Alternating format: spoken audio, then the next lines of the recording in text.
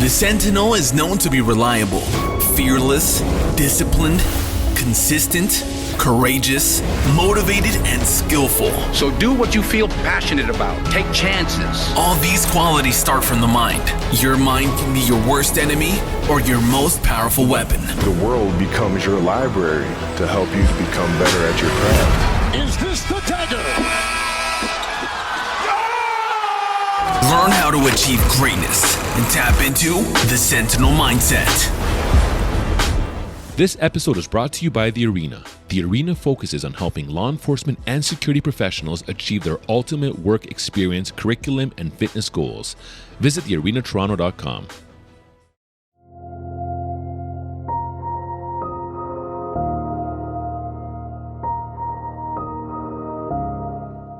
Meet Constantine.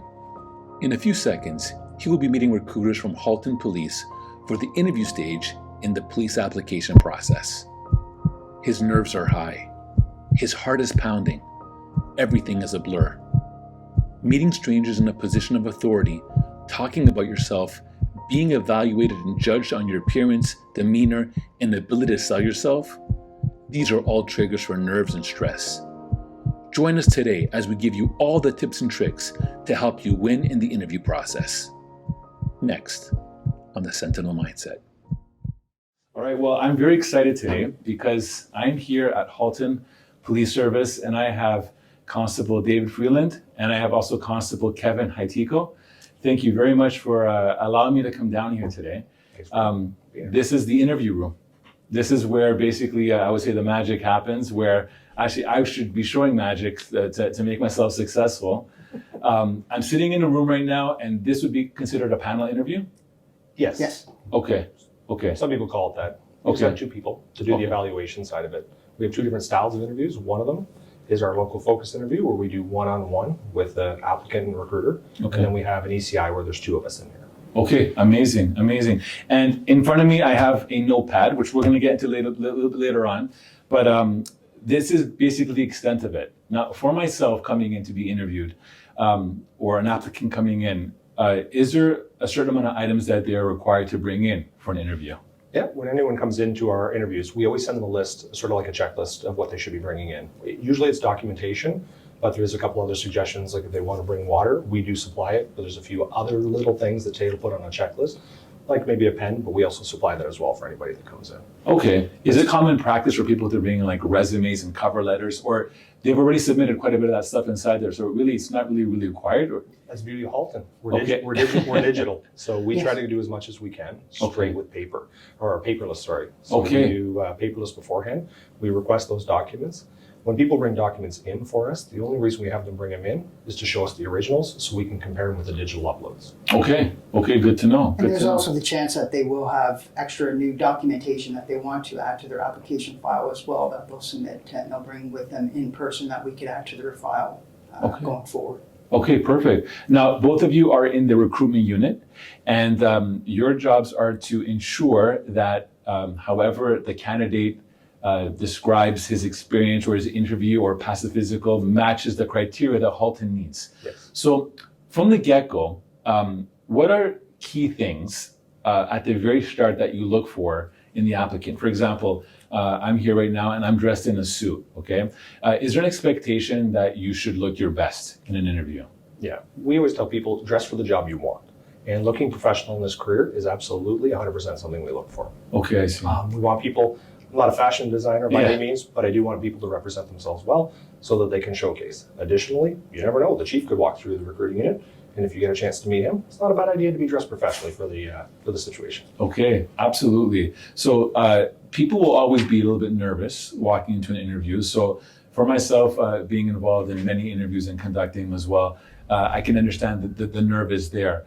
However, people, when they are nervous, maybe are doing things that they should not be doing. So for example, if I come into the interview and I try to get comfortable and I'm like slouching, for example, does that throw off any signs to you because you guys are looking at everything. You're looking at body language, I'm assuming, and also answers. Is body language important if I'm slouching down or if just not giving you that idea of seriousness. Yeah, so there are different types of interviewers. So my style is I like to make the person feel comfortable, and I try to gauge really quickly, are they nervous? Are they sort of trying to put on a persona that's not necessarily them? So I try to quickly bring it back to be yourself. And sometimes you have to tell a joke, sometimes you have to sort of tell a story, you have to get off topic for a few minutes just so they can take their brain away from it and then start to be themselves. If people continue to be that, then maybe that's an indication that they're sort of an unprofessional manners are going to be prevalent. We don't want that. But if somebody's quirky at the start, it's my job as a recruiter to try to set the tone, set the mood, so they can get in the groove, get in the flow, and represent themselves as well as they can. Because I want people to be successful. Right. And I think you actually just said something right now that I'm really glad you did. You want to see people succeed in this process, right? Absolutely. And it's not like this is like, we're out to get you kind of thing and trying to make it super tough for you. You're trying to create a very safe environment where you can be your true self, right? Yeah, I want everybody who comes through that door to succeed, every single one. I want everyone to succeed, but I do tell them at the start, I'm not going to hand you anything on a silver platter. I will make you earn it every step of the way, just like I've had to earn it as well. And I'm just going to make you do the work. And most people are okay with that. They're okay with doing the work. They're okay with, going through the steps, but I'm there to support them. And get the best I can. Amazing. So in a typical process right now, we came in, we had our introductions. I wanted to make sure that I got your attention, so I did dress up properly. I'm going to say properly, meaning as in I didn't come in too casual, as you said, dress for the job that you want, right? Fragrances, for example, have come up in general, like when you're doing interviews, you should make sure that you're not wearing a cologne or perfume that is strong. Any thoughts on just an overall experience of that? I would say over the years, I've done thousands of interviews. And there's only been one or two where I thought, that's a lot. So as long as you don't cross into that sort of genre, where that postal code where you've gone from correct to almost toxic, then we're pretty good. Same here. Good to know. So let's throw this out here. When I came in here, I got here about maybe 7:30, so we can set up. And when I was here, I saw an applicant that was downstairs, and I overheard that he had been waiting since about 7:15. So before the doors, I guess, even really opened. And then I also heard that he had been up since 1 a.m. with nerves. So how important is it? I mean, we can all agree that sleep is super important, and obviously anxiety buildup and stress on a day where you have to come in and be your best. How important is it to plan and prepare and rest the day before your interview? I mean, it's like human nature, right? We understand that this is an important process in an interview. This is, to get to that a lot is going through their mind, right? They want to succeed, they want to do well, but to get a restful sleep is, in my opinion, very beneficial. Some people can sleep like a rock and have no problem and then perform on their best when the time comes, but some people, I know for my own personal experience in that when it comes to when I've had to do interviews myself and that, I do suffer a bit of anxiety, the stress, making sure I'm going to present well. This is what I need to make sure I'm going to present and to my best capability when that time comes. All those thought processes are going through my head during the night before. Do I get a good night's sleep? Sometimes I do, sometimes I don't. What I usually always suggest is that the best is to make sure you get a full meal the night before. Have to take a break from thinking about the interview, at least prior to going to sleep. And if you need to, start making some notes prior to you going to bed so you don't have to have that thought process as you start to fall asleep. It's usually always a helpful tool, I find. Has been beneficial to some applicants as well. Good. And we do even take it one step further than that. The papers you have in front of you, the only one that's missing is a performance declaration. So before an interviewer comes in, they sign a performance declaration that says, and I'm going to paraphrase here a bit, but it's just basically saying there's nothing that will prevent me from being awesome. I am not sick, I am not ill, I am not tired, I am not in any way unable to perform at my best. I'm good. I like that. The wording's a little bit more sensible. Of course. But that's the gist of what the document people sign. It says, I'm ready to go today.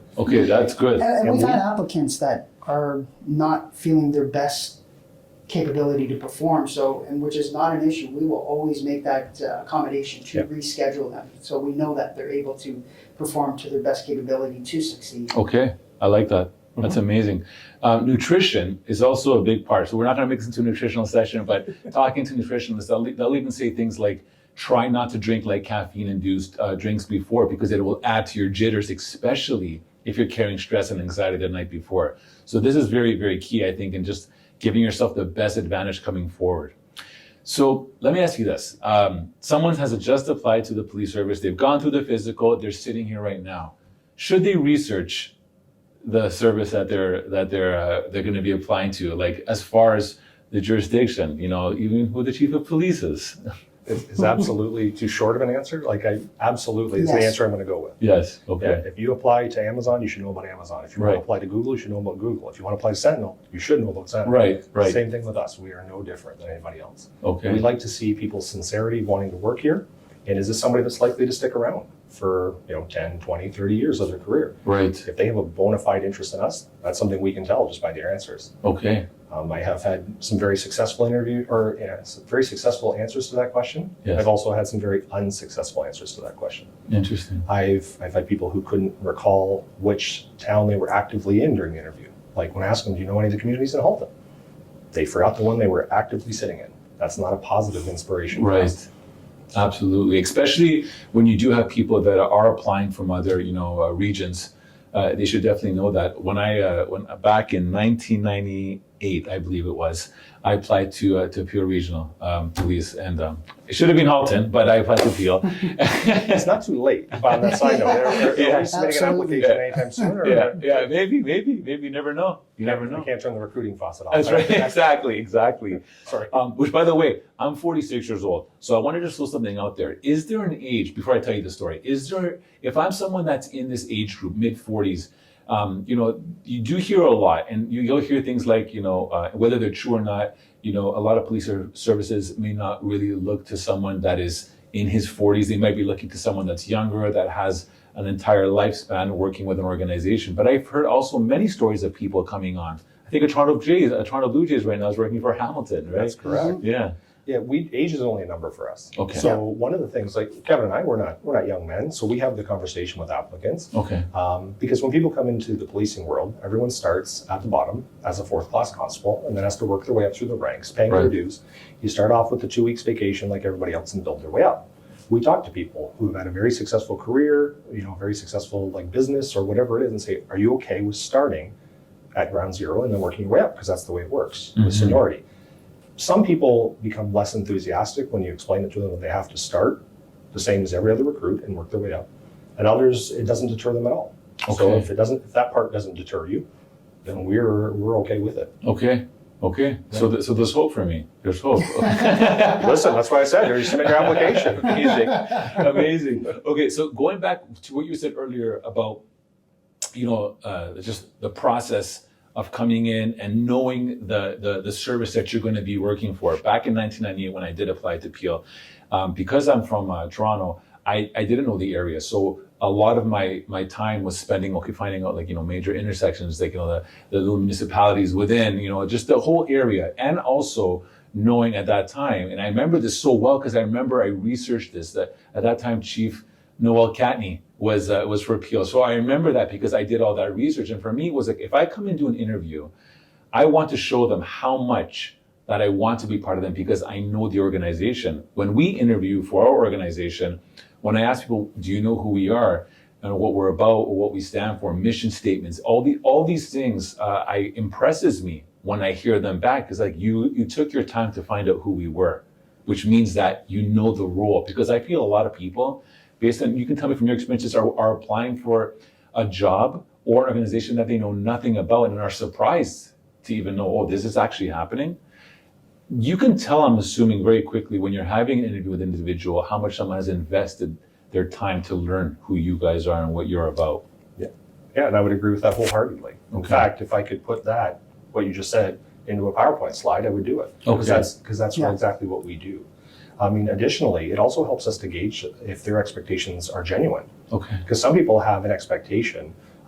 Each service across the province has slightly different nuances, and each one does things slightly different. So if somebody comes in here, and I can tell very quickly, they're looking to be more of a Toronto officer, and they're asking to get into units. Like if somebody says they want to get into a mounted unit, well, we don't have that. Right. That's Toronto or Right. Hamilton, so we Right. don't have that. So then they clearly are looking, or their expectations don't match what we have, and then you might have to have that heart-to-heart. Like, is that really where you're looking? Right. And if they're unaware, they might have expectations that aren't real. Okay. And we don't want that. We don't want somebody coming in with a misunderstanding of what they can do, what they can achieve. Halton, we have everything, ish. Yes. But we want to make sure it matches what they're looking for. Okay. No, that's good. I think it's also maybe important, maybe to throw out there. Maybe it's an unofficial bit of information, but I do know that each service is very much interested how many people have applied to how many services, right?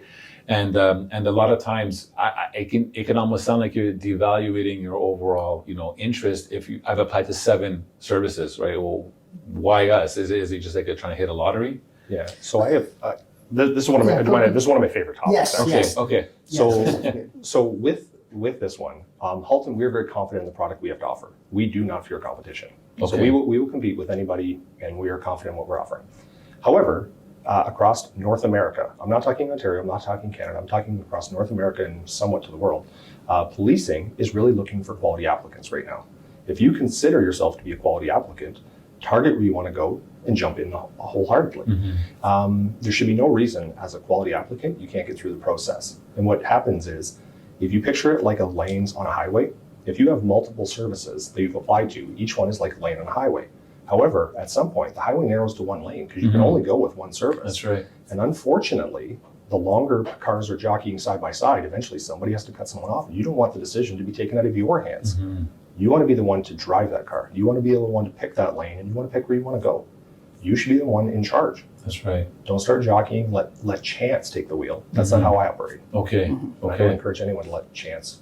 No, absolutely. Absolutely. No, I think they're great points. Anything on your end that you want to No, talk about? and we understand that when people are applying to police services, they want to get on, right? It all just comes down to, as well as time management, are you able to handle enough of these different applications with scheduling of interviews, right? Because there is the potential that, for instance, if they have an application, for instance, either with Toronto, Peel, or Hamilton, as well as us, and we would like to, move forward in the application process and schedule them for an interview, and unfortunately, they're not available due to a conflicting already previous arranged schedule with another service, it could delay their application, possibly. Not to say it doesn't take them out of the application process, but it could further delay the process of them getting hired on for that potential class as well.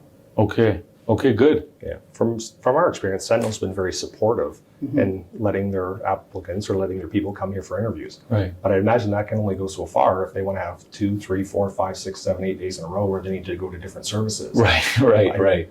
Tolerance is good from an employer, but there has to have limits. Absolutely. No, that's a good point. That's a really good point. So typically speaking now, I came in, I was greeted by you two, and I'm now sitting down here. What would be the next thing that a candidate can start to look for? Like, is there an element where you can go into some simple elements, like tell me about who you are? Like what would be without telling away industry to you guys, what would be the way they would navigate in the process? Where would you start first trying to find out about? Well, each interview does it slightly different. Okay. I try to set the tone right off. So the first thing I do is I'd come in and I'd say, you're welcome to take your jacket off if you want. Yeah. Okay. This interview room can be hot. Okay. Then what I like to do is I like to get all the questions out of the way first. So what I do is I answer a few of the common questions that people have to sort of get the ball rolling. Right. When people come in, they often want to know, how long am I going to be here? But they're not really sure if they should ask Great that. question. Yeah. So I tell them, you're going to be with me generally somewhere between 1 to 3 hours. And I say that because I've had very successful interviews that were about an hour long and very successful interviews that were 3+ hours long. So I tell them, if you want to budget it, just picture it 2 hours because that's right in the middle. Let's go with the statistical norm. Let's go fastball down the middle. Right. Generally, if we get into some interesting topics or we start talking, it can be lengthened a little bit, but that's what you're looking at. Because what I don't want someone to do is go, oh, I'm looking at my watch because I got somewhere I got to be. Has that ever happened? Well, yeah, because some people have had a misunderstanding, right? Okay. So people have lives. Lives get in the way. Yes. In some cases, I get people who are coming off or going on to a shift, Right. and they're like, oh, I got to be at work for 4, and it takes me 2 hours to get into Toronto, and it's getting kind of close to where I should be leaving. So, I want you to get to work. I'd rather we sort of shorten this up now and we can pick it up later, as opposed to you getting documented for being late for work or That's something right. like that. People have lives, and I appreciate that. Okay. You got to get the kids at school. Let's be on the same page so we know if we have to stop it, we'll cross that bridge when we come to it. Okay, so 1 to 3 hours is going to be your average interview session. Now, I was here an hour early. There was an applicant here that seemed to be here 2 hours early. What would you consider? Look, I always tell our people, get there with enough time to allow, if there's a snowstorm, if there's traffic accidents, whatever could happen, you forget your jacket, whoever that is, give yourself enough time. Any advice or recommendation you give to an applicant coming in? Same thing I would tell my kids. Okay. Early's on time is late, late's unacceptable. That's right. So that's kind of what I tell them. Okay. As long as they're here early, they're on time. Okay. Now, for that, you can tell who lives in the GTA and who's familiar with the traffic Right. at QEW. Right. Those who are familiar with the QEW traffic tend to be here very early because they don't leave things to chance. Right. Certain highways in our region can be subject to change, and those can affect you a lot.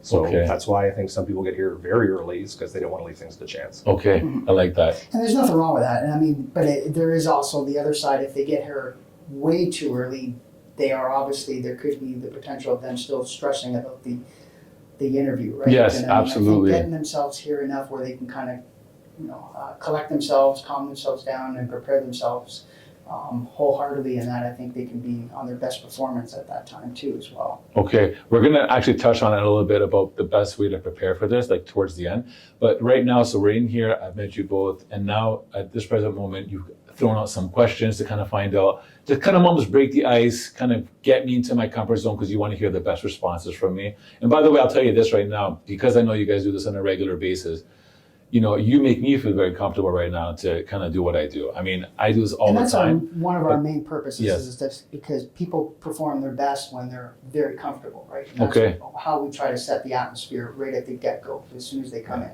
Well, there's a service, I won't mention the name of the service, but their process, this is, again, I'm only using information from like 15 years ago. They would have 3 people in the room. One person's chair was pointed to the other side of the wall, and all his job was to document and write while the other 2 looked at you. Now, if you can imagine, that could look like a very intimidating scene, you know what I mean? But to me, what I love about, how we're having a conversation is that you're making me feel very comfortable to give out the best answers, and that is simply what you guys are trying to do to begin with. Right. Okay, amazing. Because we have people that come into this room who have worked for years to build up their skills, to build up their knowledge, to build up all of those wonderful things about them. And I don't want nerves for a few minutes to be sabotaging years of effort. Okay. That is not what I want. Okay. The content will always be there. It's for us to get it out of you. Okay. That's what we're looking for. And if the content isn't there, then we sometimes have to have the conversation that says, okay, maybe a little bit more experience, a little bit more development, and we're good. Okay. People can work with that. People can work with more development needed. They're okay with that. What they don't want is they don't want to kick themselves for having all of the content, but then just not be able to deliver. Yes. Okay. I love that. Let's talk about eye contact. Right now, we're obviously looking at each other, and I'm looking at both. I tell this to my son, because I'm not sure if it's a new wave of generation, but eye contact seems to be lost, but it could also tell a lot as well. How important is eye contact to you? And have you had situations where you're talking to the applicant and they're just not even looking at you? Ish. So the one piece of equipment we don't have in the room today is our laptops. Okay. So because we are digital, we keep record of everything that we're doing. So we are keeping notes and we're typing things out as we go along. The one thing I do apologize to people, and I ask them for the favor right off the bat. I say, I'm not good enough to type and look up. So I know socially I'd like to maintain eye contact as much as I can, but unfortunately you'll end up looking a lot at the top of my head because I have to look down while I type. It's just my skills and abilities. So I lose that social contact a lot, and that's more on me than them. Okay. No, listen, that's important. We do make them aware of that. Yeah, they might be staring at the top of our head. Doesn't mean we're not paying attention or listening to them, but that's right. Well, you're doing it. That's exactly it. That's exactly it. Yeah. Okay, you talked about capturing. Now, I remember back in the days, and sometimes I still do it, you could ask me a question and I'm nervous and I might try to give an answer, but I'm going to quickly speed through my answer and go really fast and you're not going to have enough time to write. So I don't always talk like this, but I did it for the purpose of this. You can only write and capture what I'm saying. Right. So if I'm going too fast, you're not going to be able to capture the answer to review. Right. So one of the things I do say in my preamble is, please remember I'm only human.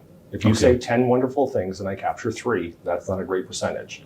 So I tell them right off the bat, one of the favors that I will ask is every once in a while, if I point to the water, that's my nonverbal signal that I got behind. So I need you to take a sip of water and let me catch up. So that way we work together. I said, because otherwise I will keep reminding you and that'll get stressful for you. So if you ever see me do this, so it's a pretty easy or a pretty chill way for people to go, oh, okay, sorry. And Right. We'll take a drink of water. Okay. They probably benefit from the sip of water. Yeah. Anyway, and it creates a little time for me. Okay, that's good. Yeah, it is human nature when people start to provide those examples that they're almost in the sense of reliving it. So they start to speed up and start to talk at that pace as if it was happening as it was going on right then and there. So as David, I always do refer to that when I do my interviews is always, the bottle of water, I'll just say, hang on a second and that, but the bottle of water, just a non-signal, and that usually is beneficial, and that way we can kind of just understand that we're not interrupting them, but we just need a second just to get caught up. Okay. As well. Okay.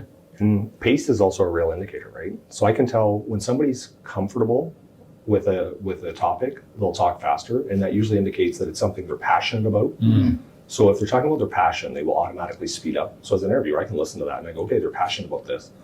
Or they're well rehearsed. It tends to be one of the two items. Yes. So that may not be something they're comfortable talking about, but they've rehearsed a speech on it.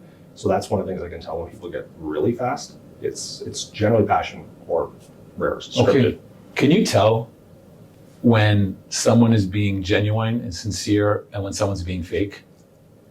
I'd like to think usually. Okay. I never talk about 100% because there are people who have given me a bad version of a story, and I go, oh, that sounds about right. Right. But there's a lot of times you can, Okay.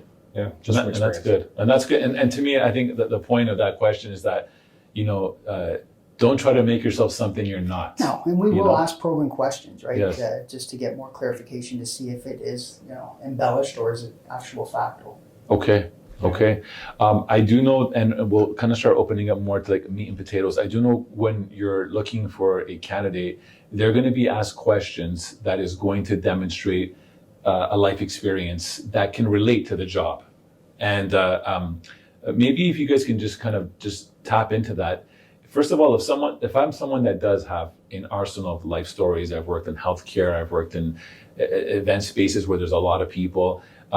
How is the best way for me to formulate my answer to demonstrate to you that I'm hitting all the points you're looking for? Are you looking for like a simple yes, no kind of style answer, or are you looking for something that can be articulated in detail? Depending on the question. Okay. So when we start going through this, when we're looking for experiences, we'd like to have a little bit more detail. And that's where I always tell people, thank your grade 4 teacher. Because everybody in grade 4 had to write a story where they covered off who, what, when, where, why, and how. When we're getting a story told to us, ideally we get who, what, when, where, why, how. Okay. So it goes back to that elementary school side of it. However, sometimes there are a lot of yes or no answers where people try to put some flowering on it. Okay. So like if I ask you, has your license ever been suspended? That's kind of a yes or no question. Right. Or have you ever been arrested? That's kind of a yes or no question. I will follow up, obviously, with that one. But that's kind of a yes or no answer. When you start to see people really stall or extend simple questions, that's when as a recruiter, you're going to be like, what are we poking around here? Like, what are we talking about? Right. A simple question sometimes requires a simple answer. Okay. You don't have to extend it. Okay, that's good. And I think, you brought up something about asking questions like, have you ever, been involved in a traffic accident or speeding or anything of that sort? I've talked to people in the past that have told me that when they had the process, they withheld information because they didn't think it was going to come up, for example, right? So I think this is actually quite important, is that people understanding, I tell this to brand new applicants coming to the organization. Your SIN number is your story, right? Yeah. And everything that's tied to your SIN number is going to come out, whether you like it or not, whether you sugarcoat it or not, it will be brought to light. How important is honesty? To be honest, Halton puts it as one of our core values. Yeah. Okay. So, I mean, right from the very top, right from our chief's office down, our police services board, that is one of our core values. Also, in our core values, you have integrity. So if you're going to infringe upon 2 of our core values at an interview process, you don't have a place here, unfortunately. Right. Okay. I once heard a quote way back when. It was, I'd rather be smacked with the truth than kissed with a lie. So you don't have to tell me some flower to give me some sort of misdirection. Tell me exactly what happened. Okay. And then let us deal with it and see if it's something we can live with or not. Okay. We'd rather have the truth and then determine if it's something we can go with. Because sometimes people try to hide things that are minor, but a minor mistake. But when you start to lie about it, that's not a character flaw. That's not an issue. Because you can't really take that back once you start misdirecting us. Okay. And then as a recruiter, the one thing I do often ask is, if somebody's willing to lie to me about this topic, how many other topics are they willing to lie about? Right. So then I start to question the majority of their application, like, and then I don't have confidence in that. Okay. Okay. No, that's good. Yeah, we're not perfect. No one's perfect. Right. We get it. We understand. It's just provide that honesty and let us make that decision. Are we able to work with that? Absolutely, right? Because it's not the end all, right? But as my partner Dave said, right, if you are trying to withhold that or be somewhat dishonest, what else are they trying to, not be truthful as well? Okay. Something else. Okay. So, like, you hear people when they've done interviews throughout their life, and we're excluding police from here now, but just in general, you'll get asked very generic questions. What are your strengths? What are your weaknesses? Tell me about a time. Tell me about this. Do you guys follow a similar trend of questions? Or is there anything that like you're trying to pull out of to see, I want to truly find out, what makes you you, right? For example, would there be questions or examples where you want to see if someone's empathetic, right, in dealing with situations or circumstances? Do you have like a core competency criteria list that you're looking to check off to make sure, this person shows teamwork, this person shows this? Yep. Throughout the process, we do look for all of those competencies. The first thing we bring people in for is what's called the pre-background questionnaire. It's a paperwork session. Paperwork is a very easy way to get sort of some yes or no's about people to sort of determine, is this person on the right path? The second interview is the local focus, with the one that I talked to you about with the one-on-one. And the third one is the essential competencies interview, which deals with nothing but core competencies. So we talk to people about their leadership. Those all happen in one setting? No, Okay. they're back. So some agencies are trying to do them like all on the same day, or some of them combine them. We put them on different days. Okay. So it does mean people have to travel here more. However, our expectations are quite high, so we want to give people time to prepare. Okay. Which is supposed to be the fairest way of doing it, I guess. So are we doing the first one right now? Would this be considered? We're doing kind of a blend. Okay. Right. We're blending a few here, nice. so you get a variety of experiences. Okay. Because the 1 to 3 hours could turn into 2 to 6 hours. Right. If we started doing multiple ones. Okay. So we want to give people some break. But yeah, like we talk about core competencies regularly. Like at the ECI, the final one. So we're talking to them about communication. We're talking about leadership. We're talking about all of these wonderful things that we want from these officers. I don't get too far into it because before somebody comes to an ECI interview, we deliver an ECI mentoring session in Halton. So we provide a 1-hour presentation on tips and tricks, how to prepare for an ECI, things to look for, mistakes that have been made in the past. So applicants know the rules. They know kind of the game. They know the scope. It becomes more comfortable for them. Wow. Generally, when people know the steps to a dance, they're more comfortable dancing it. And that's the way we like to give it to them. Okay. I like that. You're getting like almost like kind of closed versions of like, here's what you need to do to win. Yeah, Right? Yeah, and essentially, I guess, with the competencies that when we do the ECI interview, are essentially we're looking for qualifications that person does possess for a first aid police officer. Okay. I think that's, I mean, Dave has used that terminology quite a bit, right? We're not expecting someone who's going to come in here and here's your uniform, here's your gun belt, go to it, right? As long as they can kind of show their quality and characteristics and qualifications of a first aid police officer through their competency examples, that's what we're looking for when they do their examples in the interview. Okay. What would you say are one of the biggest challenges that somebody will fail this process? And I mean, I'm talking about this specific one. Obviously, you still move on stages, background, psych, the whole 9 yards. But what would be, from your experiences, some of the items that kind of people fail within this piece here? So at the local focus interview, one of the ones that often is preparation. So they're not prepared to talk about themselves, and they're not prepared to talk about the service. So as we talked about earlier, knowing a little something about Halton is important. So they're not prepared for that. Okay. The other one is they're not prepared to talk about themselves. So when you ask somebody about a mistake they've made, if they're comfortable with it, or if they're self-assured, or if they're self-confident, they will be able to talk about their mistakes.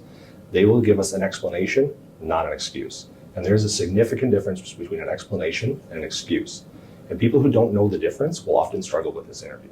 They will try to excuse all of these things that have happened in their life. So I always tell people when I do mentoring or when we do information sessions, If you're practicing with somebody, ask them, is this an explanation or an excuse? Mm-hmm. Find out the difference, Yeah. because that'll be one of the bigger ones. Wow. When it comes to the ECI interview, there's a few different things that can happen there. One is people just don't challenge themselves and they don't have the experiences. So some people have never stepped out of their comfort zone, never been put in a spot where they've had to deal with somebody who's a little bit angry or a little bit, confrontational. That's not everybody. If you don't have that experience, you can fall short. When we talk about the resiliency competency, so resiliency in policing is important. We want people who are resilient. Some people have never had to have a tricky experience. They've had a very lucky life or a very blessed life, which is good, which is great. Mm-hmm. But if you don't have an example of demonstrating resiliency, the competency will be hard to deal with. Okay. So that's for one people. And then there's always the one, which happens from time to time. We get people who try to impress. So they try to tell us a story that is meant for like a bar stool or with their buddies. They want to tell an exciting story, but they don't answer the question. Right. So sometimes if you have an amazing answer to the wrong question, it's still not going to score well. Right, Yeah. right. And I think that's key. I mean, even like from businesses, I can tell you when we're bidding on like an RFP process, they'll say the most common mistake that a business will do is not answering what the ask is, right?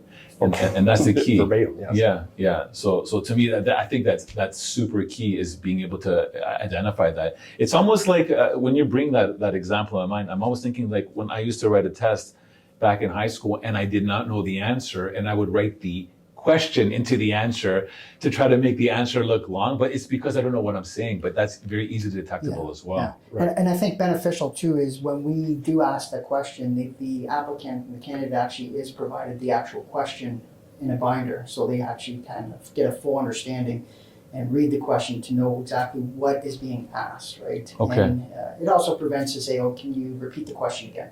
So they know exactly what is being asked and they can properly answer it to the best of their capabilities.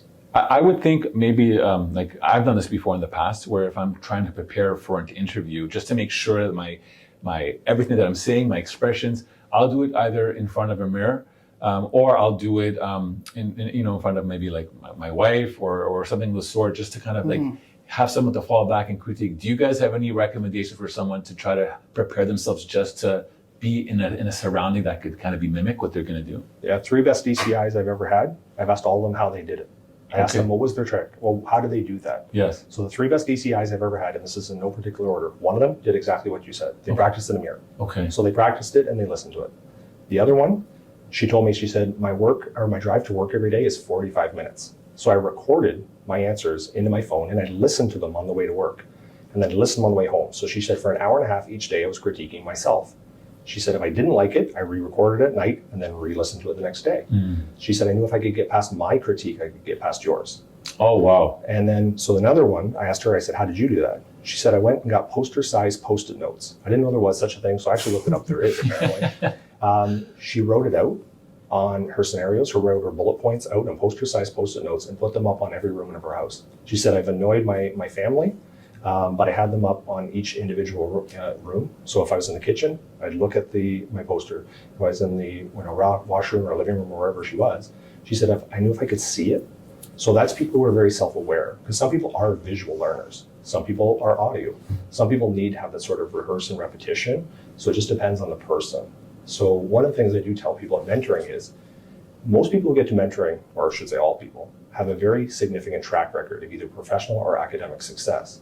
So I say, what has made you get here? Like, how did you get here?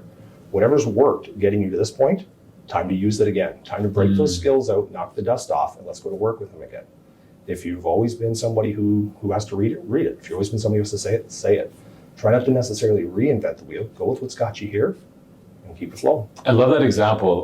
The post note thing. The first thing that I was thinking in my mind is that's not something that people do all the time. You're doing something different.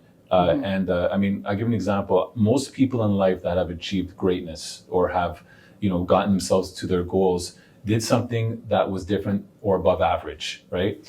And they're doing what most people do, ordinary with extra in the mix, right? And if you look at like players like Kobe Bryant, who would practice 5 a.m. before his team arrived and stay behind after the game, he put extra work in to get closer to his goals.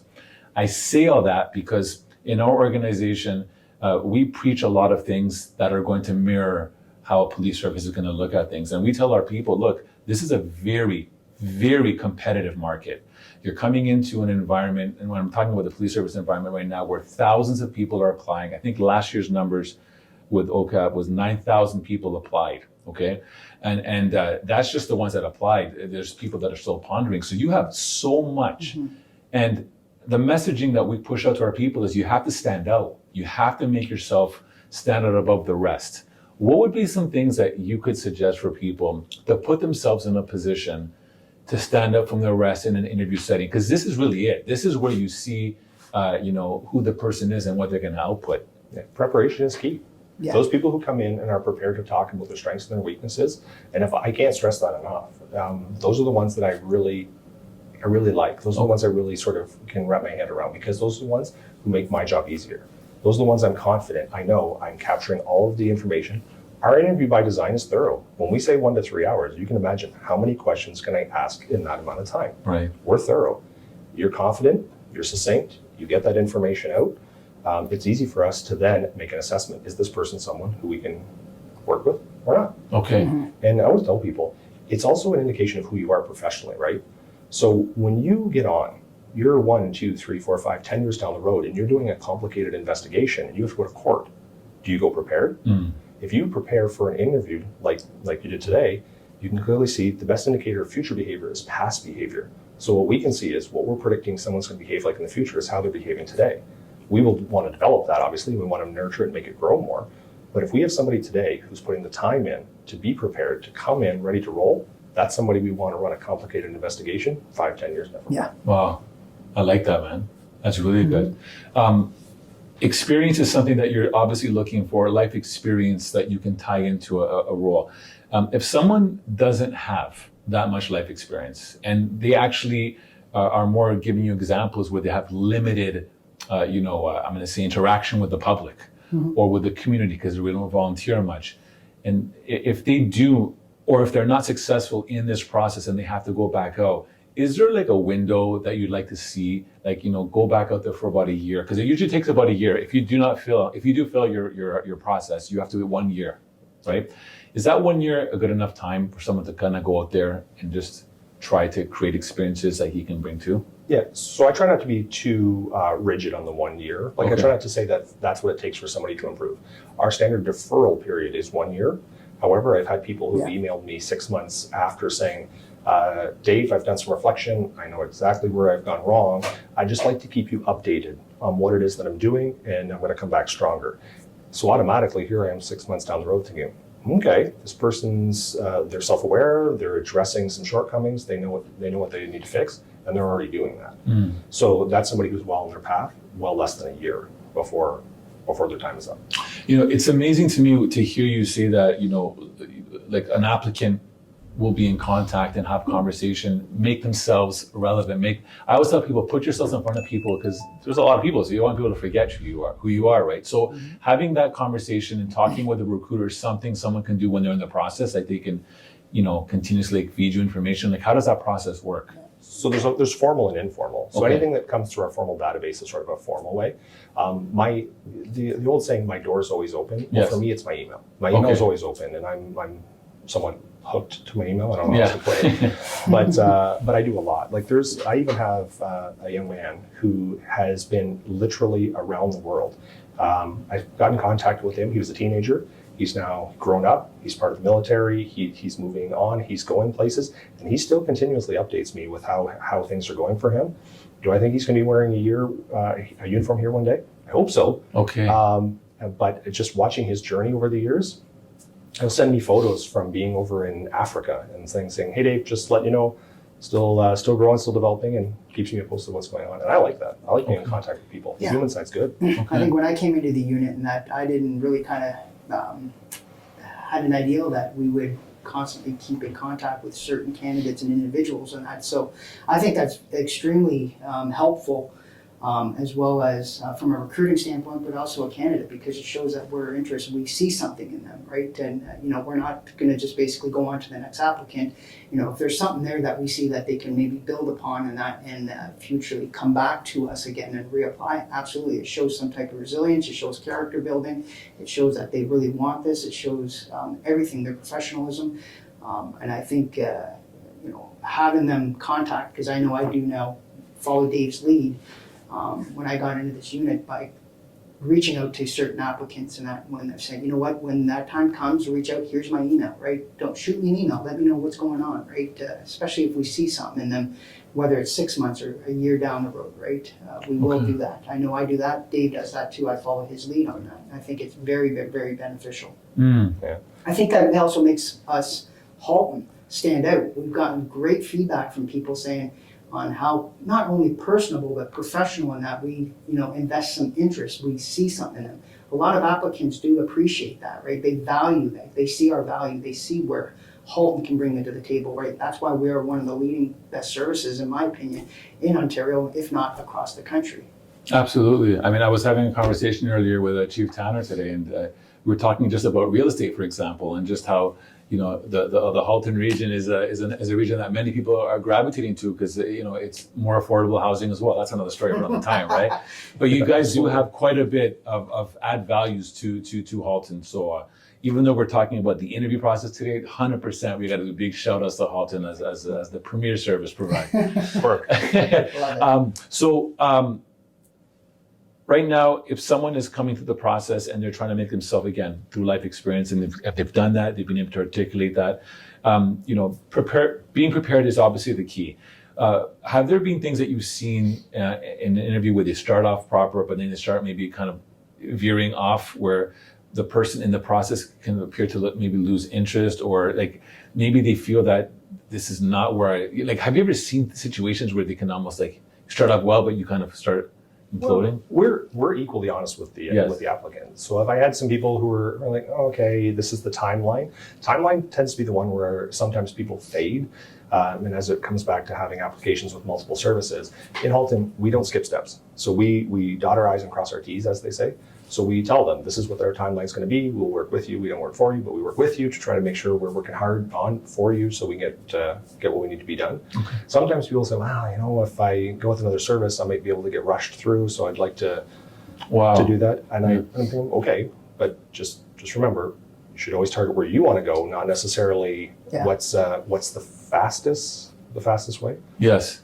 And I think it's also important because, we're all humans. If you do go down a pathway that kind of go against you, you have a lot of opportunity to recover, you know what I mean? And bring back in. So I think maintaining composure and just, maintain focus, I think could really help you, Yeah, we've had incidences where if they felt that they weren't strong enough on that example, and sometimes they all of a sudden start to lose their confidence a bit, but that's part of our job too, is to have that confidence and kind of give that confidence back by, we're building that back up with whatever we need to do to get them to succeed in that interview, right? So we don't want them to be discouraged if they felt that they weren't strong enough in one, right? One answer does not mean that you've blown the entire interview.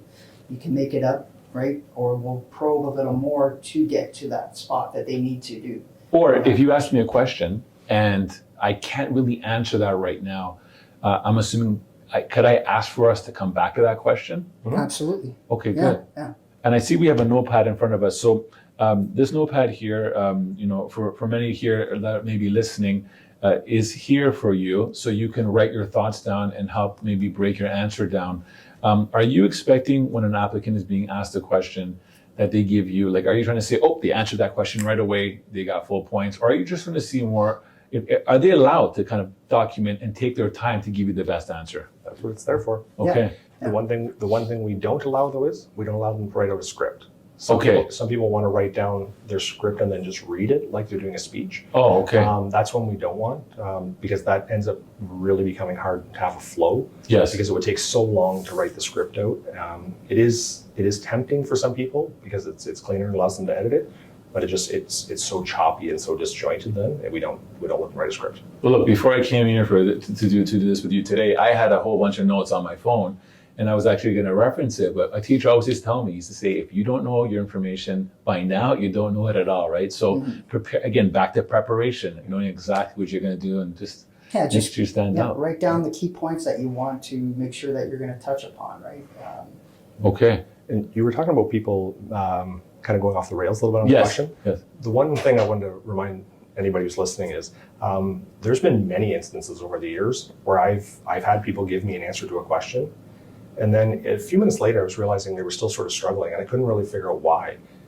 You would be surprised at how often people are judging themselves harder than what I am, because there's been times I've heard answers to a question where I was like, okay, that makes sense, but to them it was quite significant. Interesting. So I have to sometimes back up and go, where have we gone off here? Like, what's the difference? And they're like, well, I really didn't feel comfortable with that story. And then you almost have to tell them, like, we're good. Right. We're good. Like, what might be a minor thing on my radar, for some people, it's very major for them. Right. And we have to judge that as a recruiter. Like, are they throwing themselves off? Yes. I mean, I love your approach, but I'm assuming you've probably done interviews before where people got too comfortable, right? Where they, and I've actually spoken about that, where maybe they throw a swear word in there, right? And, maybe they think it's so comfortable, we're all smiling and laughing. I'll let you answer that one, Dave. Yeah, so that's the one problem I have. So I try very hard to develop a rapport with people to make it comfortable. And every once in a while I do get people who are, like I said, it's more of a bar stool than a job interview at that point. And still required to do an evaluation. So my worry is that how would I put this person forward if they so quickly change their speech to cursing and profanity? Because if that was a domestic out that window, would I want that representing Halton? The answer is no. Mm-hmm. No, that's not how we don't want people to be able to switch so quickly. Right. No, 100%. I love that, and I think it's a real thing, right? Like, don't lose the goal where you're heading. Maintain that status. When you're looking at qualities of individuals, we love the whole model or an organization of servant leadership. So we really try to push our people to kind of aspire to get into leadership, especially when you look at the role of a police officer. I feel that a lot of people sometimes don't understand the connection to leadership, right? Because, even though you may not be, you might be on the road by yourself or something, the community, the people still look at you, they look up to you. How important is it for someone, in your opinions, to kind of maybe tap into that skill if they're looking to say, what could I do to make myself lucrative? What could I add on as a skill set in my professional career development before I hit? Yeah, leadership is one of our core competencies. Okay. So is teamwork, and some people do blend those two, which really they don't blend. Right. Two separate skills, but they don't necessarily blend. But leadership is absolutely one that we look for. And one of the things Kevin and I talk about when we do any sort of mentoring sessions or we do information sessions is we tell people, challenge yourself at work. If you go to your boss and you ask for more responsibility, you can generally get some great experiences that you can bring to the interview table.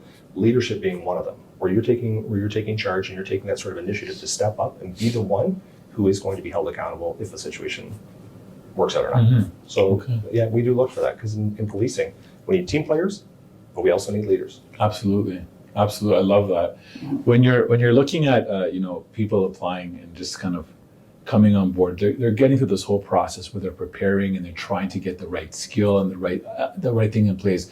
Do you see things that could really catapult someone to being like, wow, they really stood out here? Is there things that they could do to make themselves more lucrative, right? Because people are always thinking, how can I make myself better, right? How can I make myself better? Obviously, you're going to be asked on like life experience. You're going to be asked to articulate who you are as an individual. Will you ever be asked questions like, tell me the powers of arrest in the criminal code, what section it is? Like, well, anybody, like, because a lot of times people can lose focus on what to actually start putting their time into.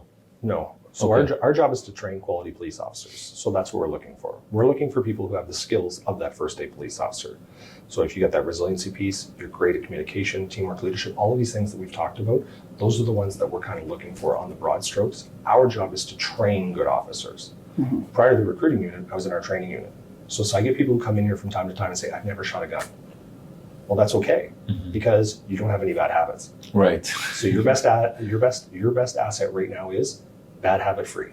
Okay. That's a great place to start. Mm-hmm. We will train you to be effective with that sort of stuff. Okay. It's really hard to train communication for somebody who's never actually had to go out and talk to somebody. You have to have that base, you have to have that ability to get out there and sort of engage people. We'll train you to be skilled at it, but if you've never actually went out and started talking to people, that one's a little bit harder to get from the ground zero up. Okay. We want you to go out and challenge yourself that way. Okay. No, that's good. I mean, you hear it in movies all the time. A lawyer will be preparing his client and he'll say to him, listen, only ask the questions that are asked of you. Have you ever been in situations where you're asking a question and it's like, part of what you're also looking for is the ability of someone to actually comprehend the questions that you're asking them and give you the answer to what the ask is. I'm assuming you've had situations before where people just go off their rails completely. And again, back to what you're saying, telling you things that sometimes don't even apply, but might have created themselves now even more of a spotlight. Right. So with that one, early on I try to let people sort of have a freestyle question fairly early, where they get to put something on the table that they wanted to discuss. Because what ends up happening is if you ask a question and somebody's trying to go off the rails to a different direction, it's generally because it's what they want to discuss. So they're basically steering us over that way. So that's why I try to early on open it up. If they have something big or something they want to get out there, let's talk about it right now and let's cover it off and let's put it to bed early. Mm-hmm. That helps to try to get away from the person who's trying to steer it. Then there's also the other side where people either aren't listening and are just like not understanding the question. Mm-hmm. And it's, as a recruiter, that's our job then to go with, okay, hold on. Can I just repeat the question here? Like, let's just try to keep it on whatever the topic is. Mm-hmm. And we'll just sort of refocus on that way. And if we keep going off the rails, then you have to decide, is this a comprehension or they just don't have anything for this? Okay. Because you can tell them, listen, if you don't have anything for this, you can just tell me. That's fine. Right. Okay. No, I like that. You just, as you were talking, you sparked this one thing that I've seen people do before. I wanted to get your take on this. So in an interview, or when an interview is completed, is it right to ask the interviewer how they did? Yeah, and I would say most people do. I honestly think it's a Googled answer, because at the end when I ask people, do you have any questions, it's almost one of the first ones that come up. Right. So I tell them which is an answer you really can't give. Well, ish, right? Because nothing is evaluated in a vacuum. We try to take the whole person's application process, and as we're growing, we're building, and we're discussing with our counterparts, we're discussing with our supervisors, we're going, okay, this is what we have on this person as a whole. In some cases, as a recruiter, is it very obvious when somebody is likely going to be moving on? And is there sometimes where it's very obvious where they likely aren't moving on? Yep. However, I'm not the one-stop shop. I'm not the be-all, end-all. I'm not the stop sign to someone's career. It is review. My coworkers, we discuss stuff. The boss, my sergeant, she reviews all the stuff just to make sure as we're going through, we're all on the same page. Okay, I like that. Well, it stops us from making, or hopefully from making a mistake, right? The more eyes that see something, the more that you can make an evaluation. Yeah. And especially the further they go through the process, the more eyes that are on it. Okay, no, that's good. Another thing that just popped into my mind, again, from practices over the years, people walk into an interview too casually, like they'll have a coffee in their hand, put it down. Like, again, these are things you're trying to see how serious are you taking the interview process in itself.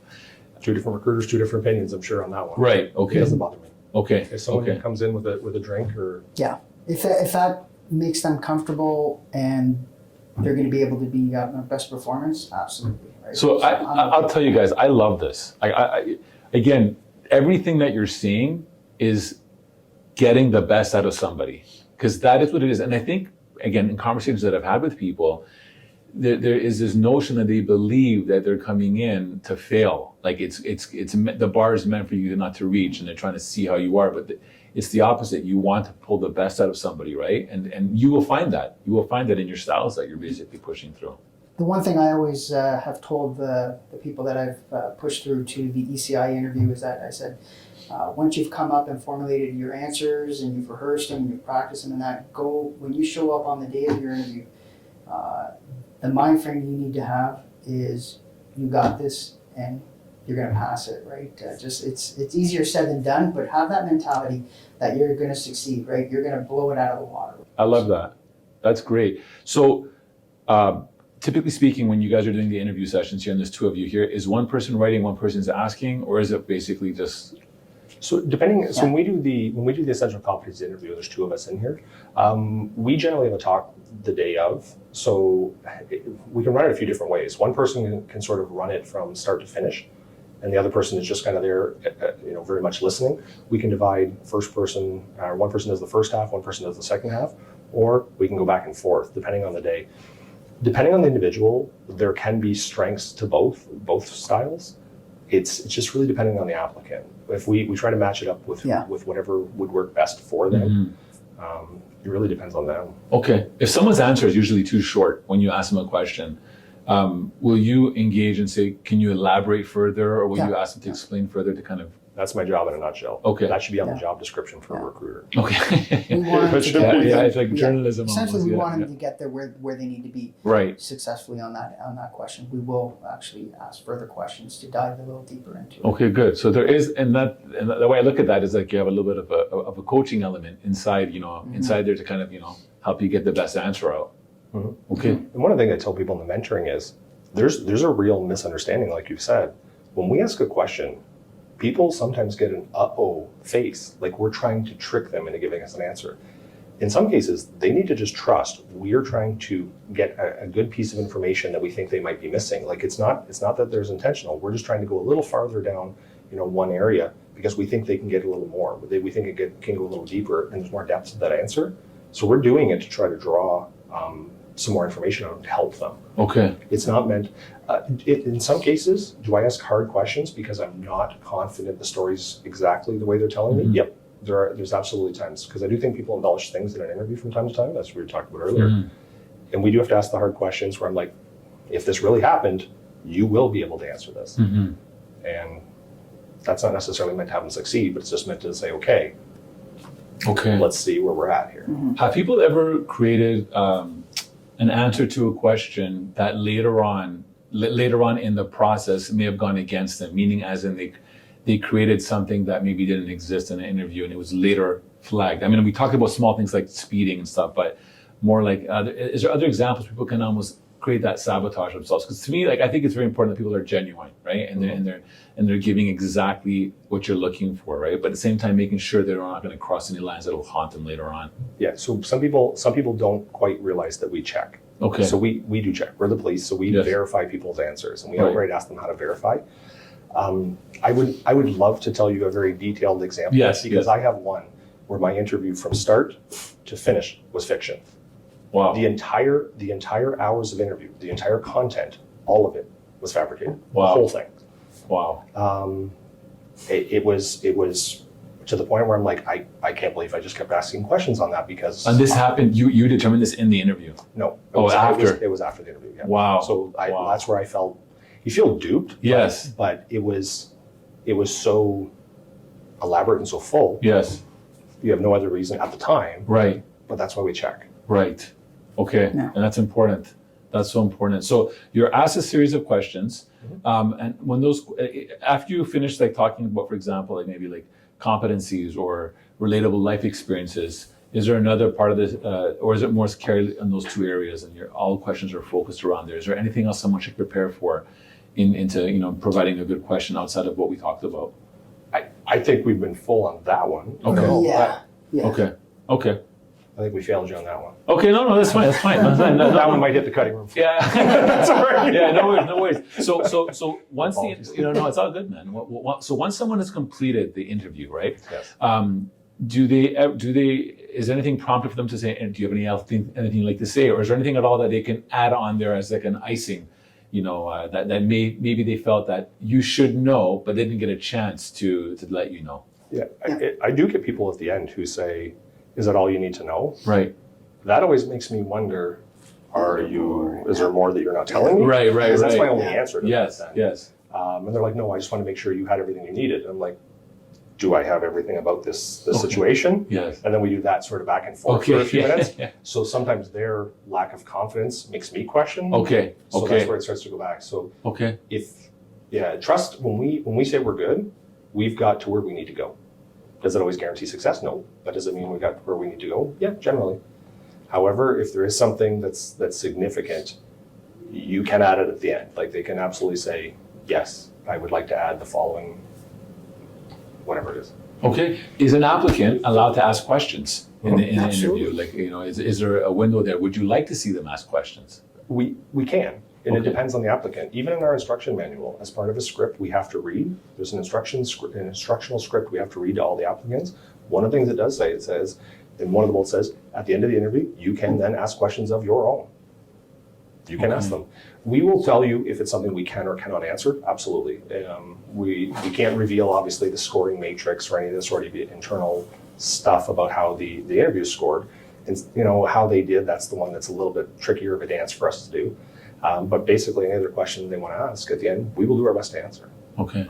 Because this process is hard. There's no reason to make it any harder by leaving people in the dark. Right. Because sometimes a little bit of information, Yeah. you know, calms them down and they're good. Okay. Yeah.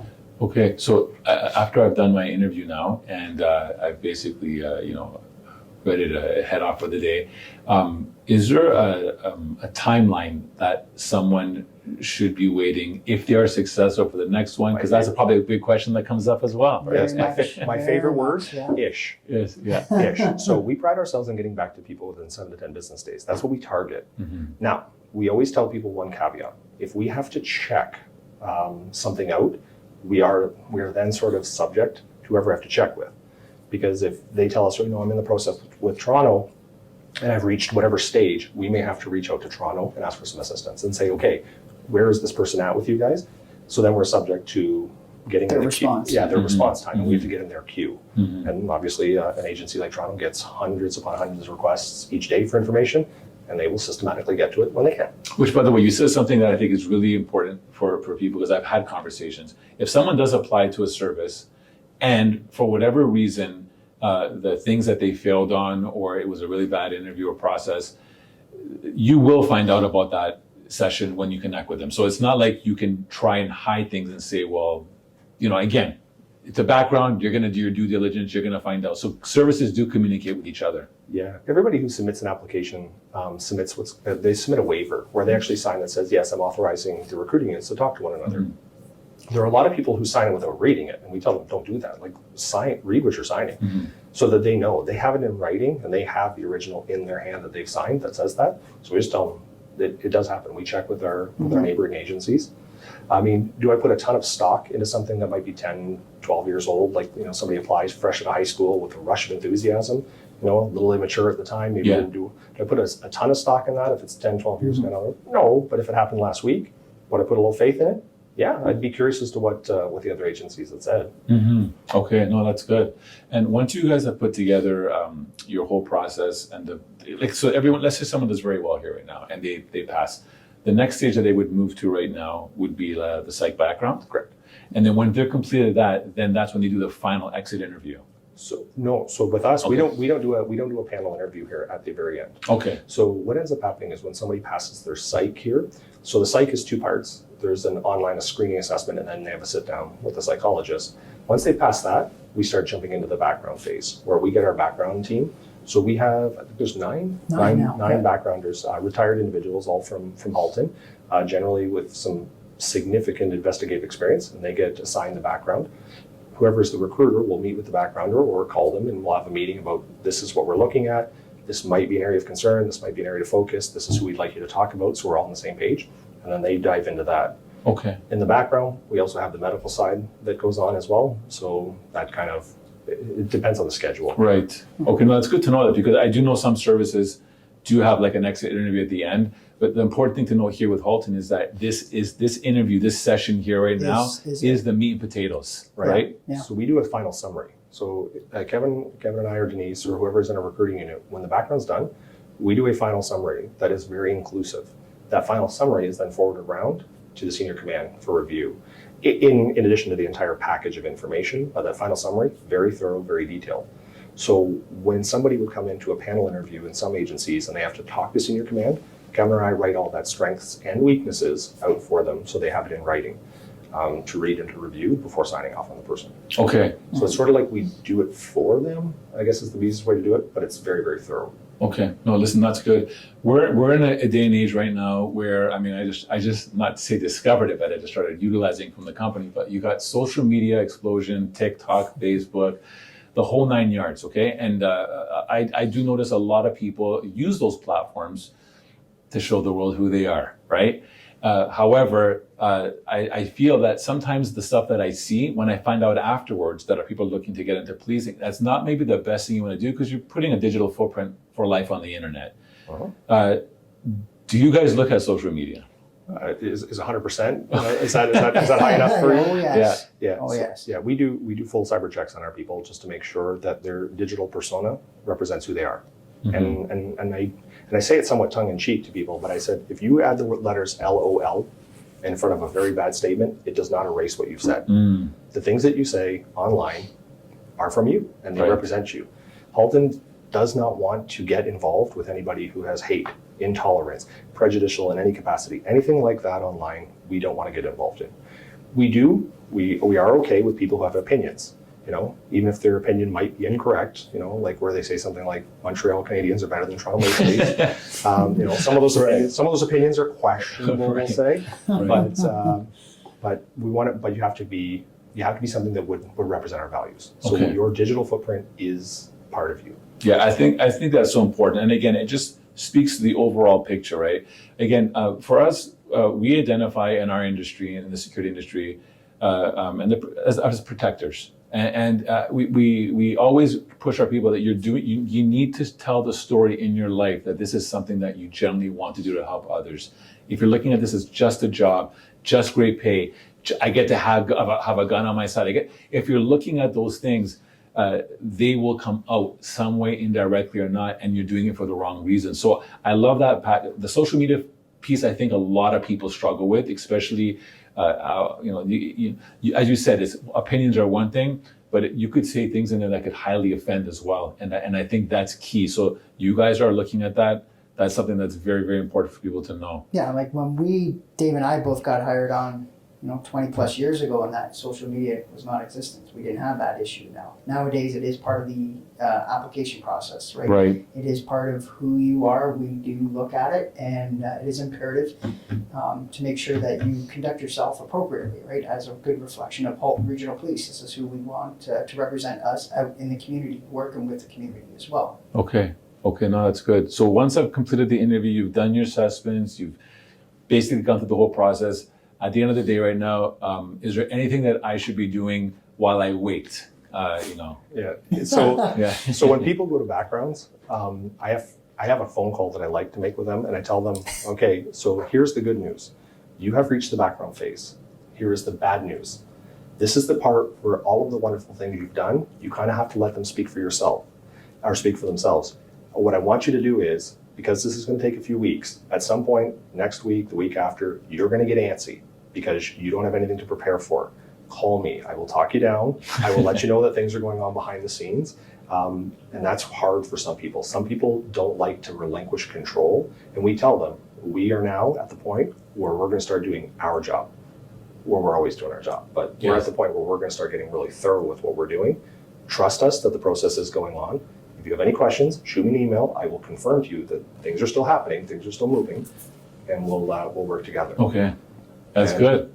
But prior to that, it's easy to always give somebody some task, something for them to do, and that allows them to do. When they're just waiting is the hardest part, and no one believes me until they go through it. They think, preparing for DCI is the hardest. No. Waiting. Days feel like years. They do. Yes. This, what's going on? Yeah, and that's why I tell them, just when you get antsy, email me and we'll chat. Okay. Yeah.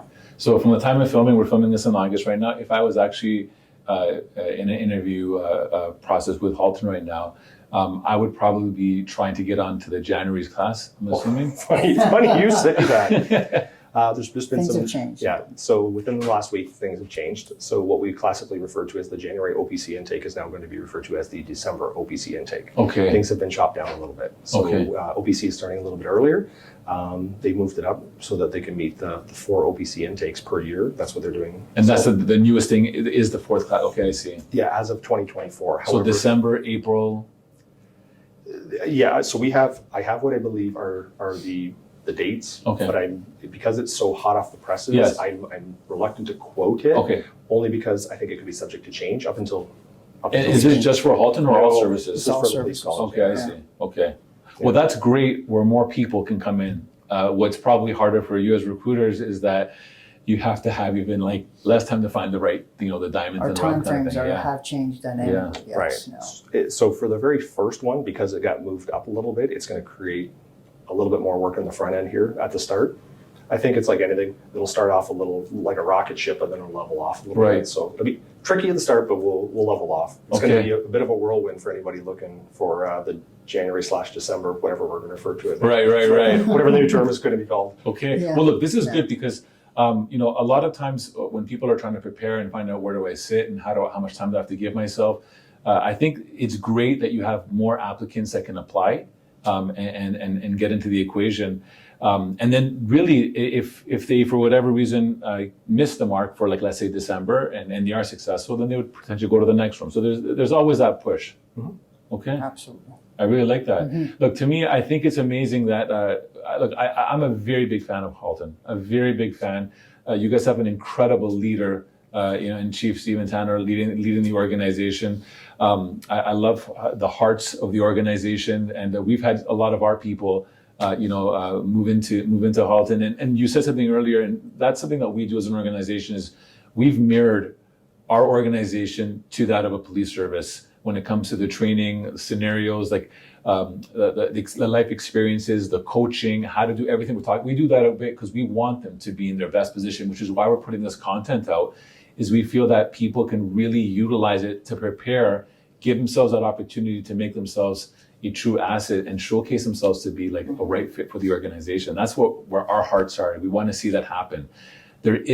We hear the baby boomers are moving on and they're retiring. Yeah. So back when I was applying back in the early 2000s, there was almost coming out of like a freeze, or there was a very limited amount, where to me it's the opposite now. There seems to be all across the board an urgency to kind of get people in there. So there's ample positions that are opening across the country. Oh, yes. It's a good time to apply. Very good time to apply. Okay. Yeah. Absolutely. Okay, yeah. I like that quite a bit. Any last words that you guys can share at all for anyone that is looking to come into the service, and how to best prepare themselves, how to best get their mindset ready? And someone might be saying something like, look, I'm 22, I'm 122, I want to put these layers in my life. What would be the best pathway to tell them to go head this way? Like if you were going to give just a summary of anything, just some words of wisdom today. Have the confidence to enter the process. The job is worth it. So even though the application process might be thorough, the job is worth it in the end. Yeah. I wouldn't change. I've been doing this over 20 years. I wouldn't change a thing. I still like coming to work every day. And if anybody is on the fence, come to one of our information sessions. Get the information that you need. They are free. They're on our website. You can sign up. Come. You can talk to us. We deliver some information, and we'll talk to you one-on-one. Okay. Like you're a person. We'll get you the info you need. I love that. Yeah. Any words from yourself, Kevin? I would just essentially what Dave has kind of said, but I think the information sessions are the biggest plus. I find that we've had a lot of applicants get a good amount of information that they require or they need. It gives them the opportunity to meet either myself, Dave, or Denise, and ask their questions if they need to kind of figure out what they may need to build upon for their application, or if they have questions or if there's concerns. And absolutely, it's very beneficial. The biggest thing is that I can only say is that just be yourself, and let the best of yourself come out when you do come in for every stage of the application process, right? Because that will essentially push you through to be successful in the end. Okay. Look, I want to really thank you guys for your time doing this. I think a lot of the information that you shared is very valuable. I mean, look, I know if you go online and you Google types of questions that they could ask you, there's like hundreds of them. And then the other thing is that there's also the American side as well, that the questions that they ask might have nothing to do at all with, like, for example, Canada, right? Or any specifics of like laws that are down here. So I think the key here is to research, to really truly prepare yourself, to build on your experiences, and to just really make an effort to showcase the organization you want to work for, or why they should hire you. I think that's key. You guys, as a reflection of your organization, as recruiters, I can tell you, like, and I know we've really only met that you guys do an incredible job of making me feel comfortable. And I know that's based on the skills that you've been doing this over and over again. And you can see your heart and your passions are truly to help people and to help them. And I want to thank you for that. Essentially, thank you. Yeah. I came into the recruiting unit with a mind frame and a goal that I wanted to share my experience when I went through the whole process on every stage with that individual that applies with Halton as well, right? To share that they get that same awesome feeling and experience that, all that hard work paid off in the end, and you've reached your ultimate goal that you wanted to do. How long have you been with the service for? So I came from another service before I came to Halton, but I've been now with Halton now for 13 years. Okay. So I came over in 2009. Okay. But I have 23 years on in total. Okay, and you're 20 years, right? Yeah. And what's amazing is that you said something. You come into work and you enjoy your job. Love you enjoy it. Yeah. Love it. And that again shows. It shows, right? And I guess of course, coming from the recruitment unit, you'd have to have the passion because you want that contagious, I think to pass on. But to me, that's I think the key, and that is because you're in the job, you love the job, you know the job. For anyone looking to apply, you should really again research why you want to be a police officer, because you guys are probably going to ask those questions. Why are you doing what you're doing? You're going to probably hear the generic most popular answers that are out there, but. Yes. That's good. That's good. I really appreciate your time today. Do you guys want to throw any last words for anything at all? I wish I had some wonderful last words. Okay. Thank you very much. And that I think hopefully this will be beneficial and provide some insight for some possible applicants. And that I know we ended up hiring someone from Sentinel that I ended up recruiting too. So amazing. All of you guys are putting through some good qualified candidates as well. So we'd love to hear and have you guys apply. Okay, amazing. Well, I'm going to ask that. He's upstairs. We should have brought him down. We should have had him brought in here. Yeah. We still can. Yeah, we could. We very could. But what I'll tell you this is, I'm going to just ask the generic question that you guys probably get. And how did I do today, guys? Hey, I asked you when your application was coming. That's exactly start, it. right? It's never too late, my friend. Let's get some paperwork on it. We'll see where you can go. Amazing. Well, I want to thank you for your time today, gentlemen. It was an Thank absolute you. pleasure. Thanks. Thank you, and I'm looking forward to people hearing this and winning, because that's really what we want to see. We both share that same sentiment. Absolutely. All right. Yeah. Amazing. Thanks. Thank you all. This podcast is brought to you by Executive Protection Lifestyle Canada. Make sure to drop by next week and don't forget to subscribe.